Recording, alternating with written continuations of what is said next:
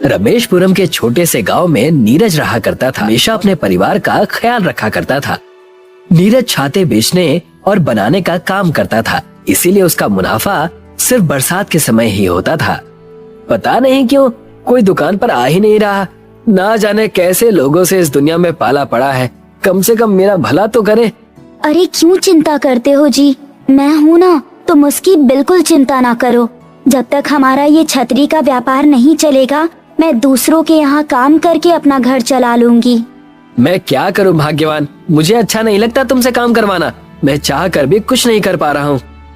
ऐसे ही नीरज अपना घर चलाया करता था, तो कभी दूसरों के यहाँ काम करके रमेशपुरम गांव में कई सारी तकलीफें ऐसी ही होने लगी थी।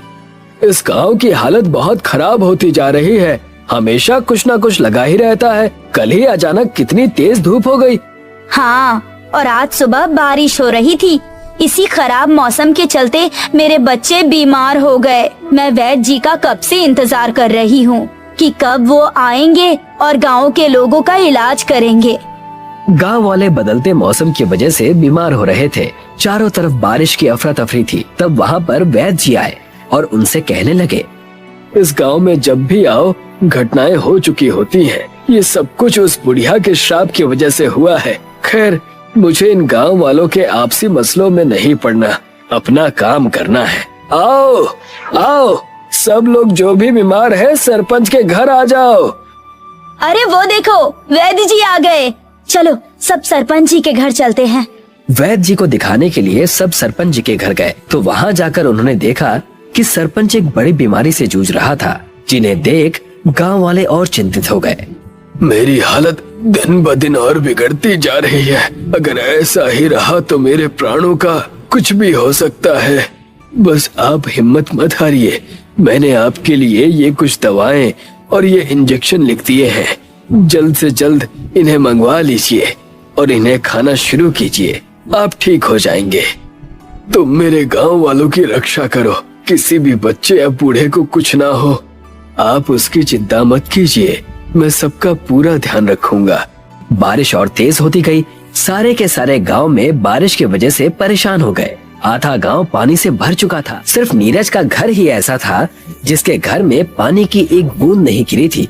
यूं कहे तो नीरज का घर उस गांव में होते हुए भी वहां बारिश की एक बूंद ना गिरी, जिसे देख सब दंग रह गए और नीरज के घर जाकर पूछने लगे, ऐसा भला कैसे हो सकता है? तुम्हारे घर बारिश क्यों नहीं हो रही? कौन सा जादू टोना किया है नीरज भाई? पता नहीं, ना मेरे घर बारिश होती है ना ज्यादा धूप आती है। ये बात मेरे भी पल्ले नहीं पड़ रही।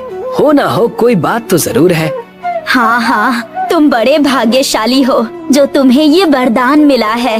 भाग्यशाली कहाँ हूँ बहन, कितने दिनों से अपने परिवार को 2 वक्त की रोटी नहीं खिला पाया हूँ मैं। पत्नी और मुझे हम दोनों को दूसरे के घरों में काम करना पड़ता है ताकि हमारा घर चल सके। उतने में वहाँ पर वैद्य जी सरपंच के घर से सबका इलाज करके आए और नीरज के घर बारिश ना पाकर कहने लगे, हे भगवान, ये कैसे हो सकता है? तुम इस गांव के करता धरता कैसे हो सकते हो? उस बुढ़िया के श्राप ने तुम्हें इस गांव को बचाने के लिए चुना है। इसका मतलब वो हुनरबाज तुम हो। हे भगवान।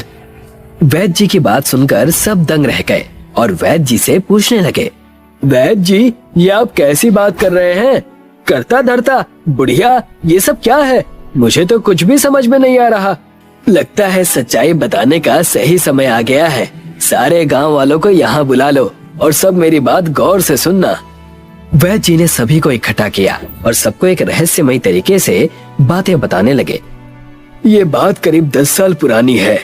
तुम्हारे गांव के सरपंच ने एक बहुत बड़ा जंगल काट दिया था। हाँ, काट दो पूरा जंगल। इस जंगल की लकड़ियों को बेचकर हम अच्छा पैसा बना लेंगे। काट दो। साहब, जंगल के ठीक बीचों बीच एक बुढ़िया की कोठरी है, उसका क्या करें? मुझे कुछ समझ में नहीं आ रहा। अरे इसमें सोचना क्या है, उस बुढ़िया का घर तोड़ दो और क्या।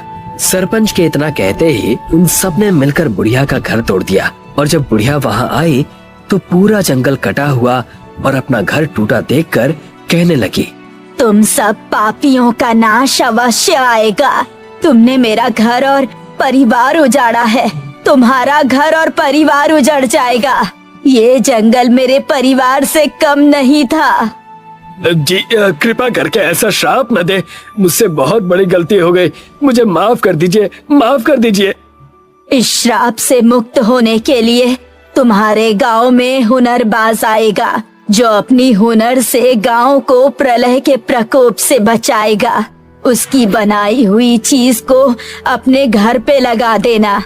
ऐसा करते ही तुम्हारी सारी समस्या ठीक हो जाएगी। नीरज के घर बारिश नहीं हो रही, इसका मतलब ये है कि नीरज ही वो हुनरबाज है।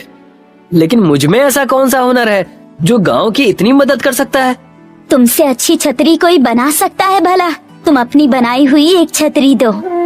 नीरज की पत्नी ने नीरज की बनाई हुई एक छतरी ली और उस गांव के एक घर में जाकर लगा दी। जैसे ही छतरी लगी, वो घर साधारण घर से छतरी घर में तब्दील हो गया। मानो एक छोटी सी छतरी इतनी बड़ी हो गई कि पूरे घर को ढक लिया, जिसे देखकर सारे गांव वाले दंग रह गए। देखा आप सबने, तुम्हारे गांव का भला सिर्फ और सिर्फ नीरज ही कर सकता है। नीरज भाई, मुझे भी एक छतरी बनाकर दीजिए ना। मेरे बच्चे बीमारी से पहले से ही जूझ रहे हैं। अगर आपने ऐसा किया तो बड़ी मेहरबानी होगी आपकी। तुम सब ऐसे पराये जैसे क्यों बर्ताव कर रहे हो? मैं पूरे गांव के लिए छतरी बनाऊंगा, तुम उसकी चिंता मत करो। जी, मैं आपका इसमें पूरा साथ दूंगी। नीरज ने दिन रात मेहनत करके छतरी बना के तैयार। देखते ही देखते सभी को छतरी देना शुरू कर दिया। सभी नीरज की बनाई हुई छतरी ले जाते और अपने अपने घरों में लगा देते। सभी के घर छोटे से मामूली घर से छतरी घर में तब्दील हो गए थे। सभी की छतरी घर को देखकर सरपंच अपनी बीमारी वाली अवस्था में ही वहां आ गया और कहने लगा, नीरज, तुम मुझे छतरी नहीं दोगे? जी सरपंच जी, ये भी कोई कहने की बात है भला? आपको छतरी क्यों नहीं दूंगा? वैसे ये श्राप कब तक चलेगा? इसका कोई अंत नहीं है क्या? छतरी से हमारा घर सुरक्षित हो गया है बस, लेकिन बीमारी ठीक नहीं हो रही और ना ही लोगों की हैरानी कम हो रही है। हम गांव वालों को मिलकर कई सारे पौधे लगाने होंगे, तब जाकर उस बुढ़िया के श्राप से मुक्त हो पाएंगे। बल्कि आज ही हम सब मिलकर पेड़ पौधे लगाना शुरू कर देते हैं, जिससे उस बुढ़िया का श्राप चला जाए। मैं ठीक वैसा ही करूँगा। नीरज अपने गांव वालों के साथ मिलकर हर जगह पौधे लगाना शुरू कर देता है। कुछ महीने बीत जाते हैं। छतरी घर की मदद से गांव वाले अपने अपने घरों में सुरक्षित रहने लगते हैं। नीरज की आर्थिक स्थिति भी ठीक होने लगती है। कई महीनों तक पौधे लगाने की वजह से उस गांव में बारिश बंद हो जाती है और बुढ़िया का श्राप भी खत्म हो जाता है। सब अपनी जिंदगी खुशी खुशी जीने लगते हैं।